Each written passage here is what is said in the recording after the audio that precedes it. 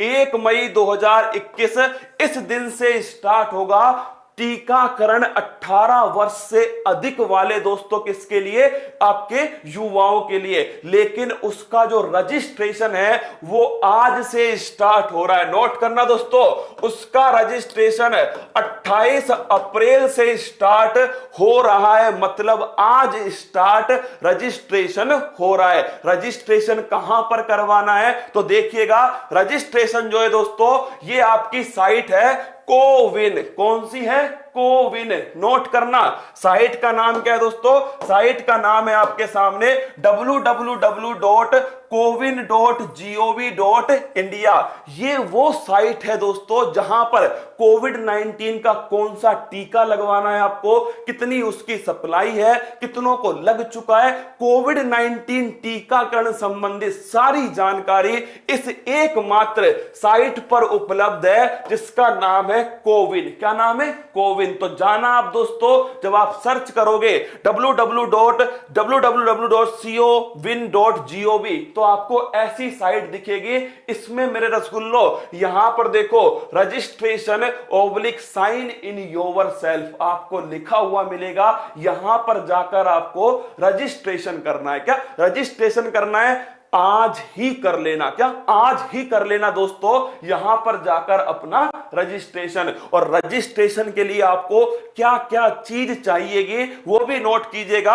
अगर आप 18 प्लस हैं, 18 से कम है ना, तो दोस्तों अपने आप ये हटा देगा आपको, है ना। अगर आप 18 प्लस हैं तो ध्यान रखना, आपको लॉगिन करना है दोस्तों। दूसरा, आपको रजिस्ट्रेशन करना है अपने मोबाइल नंबर से। साथ में आपको प्रूफ के लिए आधार कार्ड है दोस्तों, या ड्राइविंग लाइसेंस है। ड्राइविंग लाइसेंस हो गया, आधार कार्ड हो गया, ये प्रूफ के रूप में आपको उपयोग में लाना है। इसके बाद में दोस्तों ध्यान रखिएगा, आप सभी प्रूफ के लिए उपयोग में लेके आना है इसको, और आपको रजिस्ट्रेशन कर देना है। 1 मई से वैक्सीनेशन स्टार्ट होगा। उसमें ऑप्शन आएगा कि आपको कहां पर वैक्सीनेशन कराना है, आपके आसपास वाले सेंटर के आएंगे दोस्तों ऑप्शन, आपको सेलेक्ट करना है। और एक बार रजिस्ट्रेशन कराने के बाद में पलटना मत मेरे दोस्तों, आगे मत बढ़ाना, क्योंकि समस्या तो है कोविड-19। क्या समस्या तो है, जिसका भी नंबर दोस्तों तब आए तब उसे वैक्सीनेशन करा लेना है। और एक मोबाइल नंबर से, क्या एक मोबाइल नंबर से दोस्तों 4 आप रजिस्ट्रेशन करा सकते हो अपने दोस्तों के साथ में, 4 तक आप करा सकते हो। तो ये दोस्तों आपको ऐप है जिस पर आपको रजिस्ट्रेशन कराना है। और ध्यान रखना, 2 टीके हमारे पास अभी उपलब्ध हैं। एक तो है सक्रिय वैक्सीन और एक है निष्क्रिय वैक्सीन। इसको समझ लेना रसगुल्लो। एक का नाम है कोविशील्ड। क्या नाम है, कोविशील्ड। एक का नाम है दोस्तों कोवैक्सीन। कौन सा है, कोवैक्सीन। एक है कोविशील्ड, एक है कोवैक्सीन।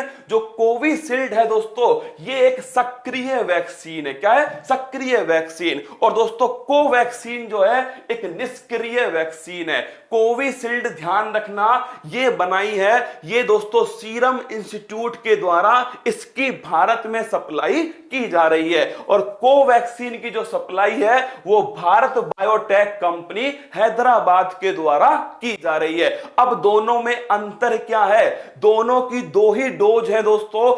एक डोज लगवाने के बाद क्या दूसरी लगवाना जरूरी है, बिल्कुल जरूरी है। क्या कंपलसरी है, जरूरी है। समझ लो दोस्तों, पहली डोज जब लगवाओगे ना तो हो सकता है दोस्तों 4-5 दिन तक तुम्हें बुखार भी रह सकता है। क्या बुखार रह सकता है दोस्तों 4-5 दिन तक वैक्सीन के लगवाने के बाद में। लेकिन ध्यान रखना आप सभी को, ये एक्टिव है और ये इनएक्टिव है। एक्टिव का मतलब है इसमें दोस्तों जो रोगाणु है वो कमजोर अवस्था में जीवित है। क्या है, कमजोर अवस्था में जीवित रोगाणु है दोस्तों। किसके अंदर, इस एक्टिव वैक्सीन के अंदर, जिसका नाम क्या है, जिसका नाम है कोविशील्ड। तो कोविशील्ड में दोस्तों ध्यान रखना, रोगाणु है जीवित अवस्था में लेकिन बिल्कुल कमजोर अवस्था में। इससे दोस्तों क्या होगा, इससे जैसे ये जाएगा हमारे शरीर में तो हमारे शरीर का जो इम्यूनिटी सिस्टम है, जो प्रतिरक्षा तंत्र है, जो लड़ाई लड़ता है दोस्तों किससे, रोगाणुओं से लड़ाई लड़ता है और हमें दोस्तों स्वस्थ रखता है, वो तुरंत एक्टिवेट होगा। और एक्टिवेट होते दोस्तों वो किस पर अटैक करेगा, वो तो इसे समझेगा क्या कि ये सच में कोविड-19 का रोगाणु है दोस्तों, तो वो सीधा इसके ऊपर अटैक करने वाला है। और जब इसके ऊपर अटैक करेगा तो हमारे शरीर में दोस्तों एंटीबॉडी बनेंगी। क्या बनेंगे, हमारे शरीर में बनेंगे एंटीबॉडी। और तभी तो कहते हैं जो कोविड-19 से ठीक हो गया वो अपना प्लाज्मा डोनेट कर दे, क्योंकि उसके शरीर में बन चुकी है एंटीबॉडी। लेकिन सुन लो, जो गलत फहमी में है, जिन्हें पिछली बार कोविड-19 हुआ था, वो ध्यान रखना उनके दिमाग में क्या है, अब की बार थोड़ी होगा कोविड-19, क्योंकि पिछली बार हो चुका है, एंटीबॉडी बन चुकी है। बिल्कुल गलत अवधारणा है दोस्तों। ध्यान रखना 100 में से केवल 10 लोगों की ही एंटीबॉडी शरीर में बची है, 90 के शरीर में एंटीबॉडी नहीं बची है दोस्तों। इसलिए कह रहा हूं हर किसी को सुरक्षा बरतने की जरूरी है, जिसे हो चुका है उसको और जिसे दोस्तों नहीं हुआ है उसको भी। तो वैक्सीन का उपयोग जरूर करना है।